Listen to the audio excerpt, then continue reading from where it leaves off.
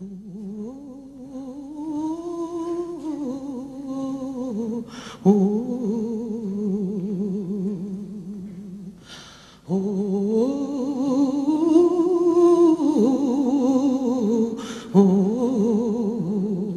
soir que Madame Damascati, elle arrive, et elle arrive avec des papiers.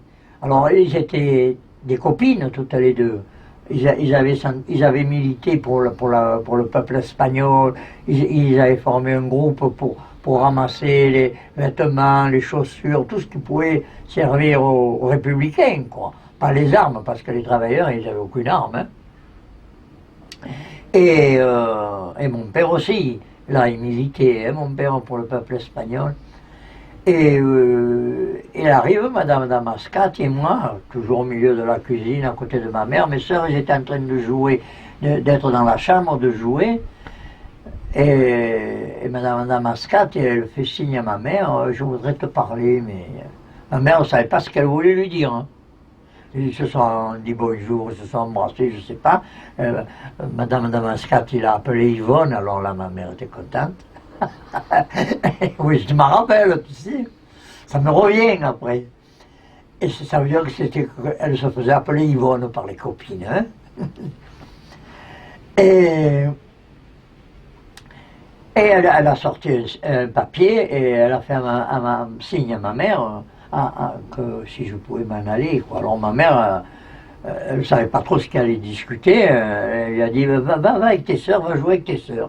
Et je suis allé à la chambre avec elle, mais j'étais curieux, j'étais là-bas, non, je ne pouvais pas écouter parce qu'il y a un grand couloir. La maison était faite avec un grand couloir pour aller aux chambres. Il y avait la chambre de ma mère, il y avait le water, la chambre de ma mère et notre chambre au fond qu'on partageait, mes sœurs. Ils dormaient dans un grand lit, moi dans un petit lit à côté de la fenêtre, tu vois. Et je ne pouvais pas revenir, parce que mes sœurs, que je serais revenu, m'auraient appelé Robert, ma mère.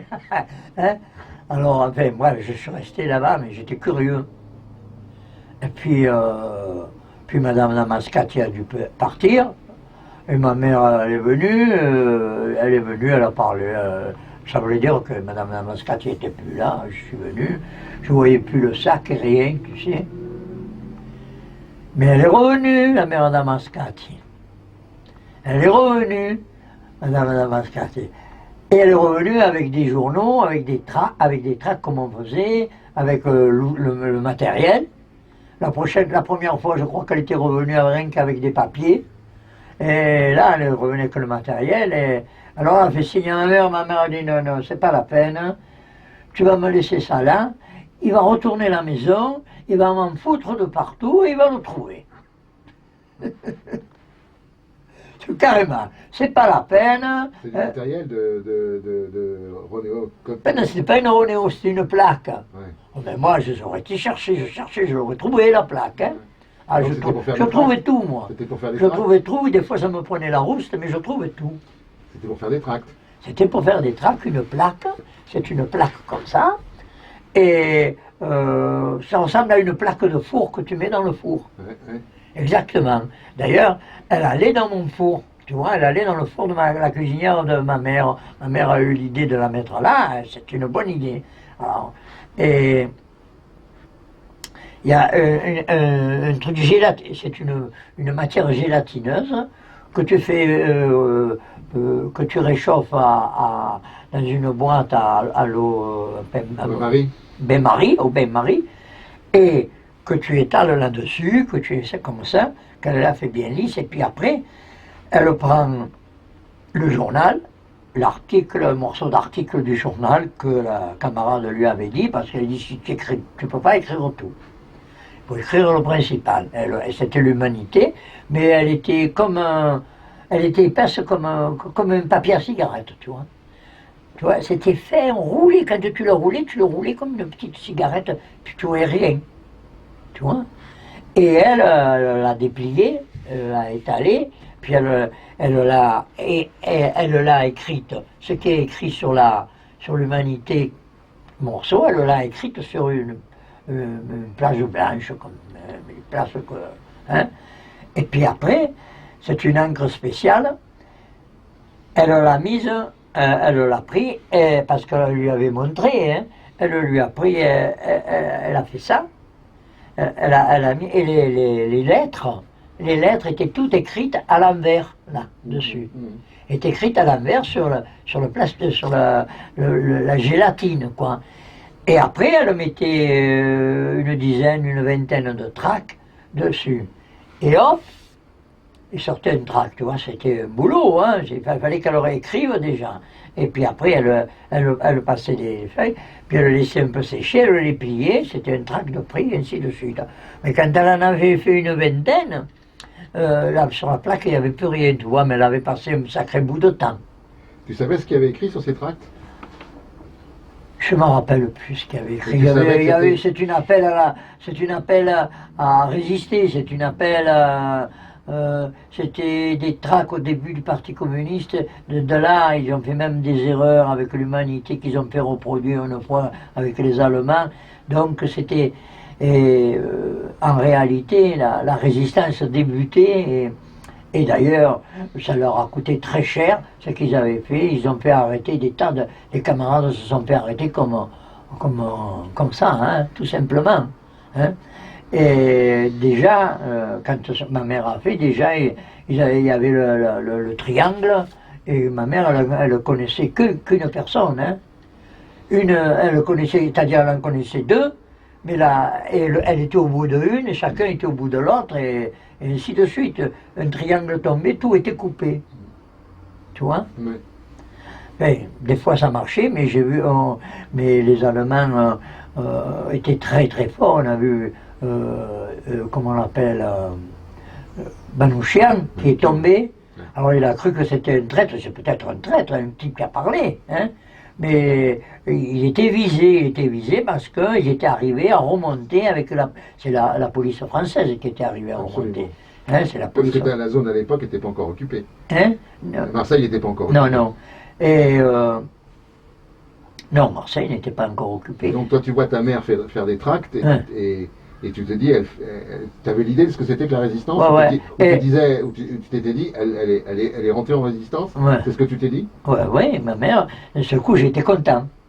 J'étais content, elle a plié, et elle les a mis, la première fois, c'est elle qui les a mis dans la boîte aux lettres. Puis elle me dit, mais tu les mettras dans la boîte aux lettres, mais pas celle des autres, la nôtre de boîte aux lettres. Et tu n'oublies pas de me la mettre à moi, hein.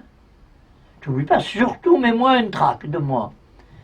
Mais je ne comprenais pas pourquoi. Parce que quand elle allait tirer son courrier, ma mère, elle trouvait le tract. Oh, elle parlait avec la voisine, vous avez vu ce qu'il y a?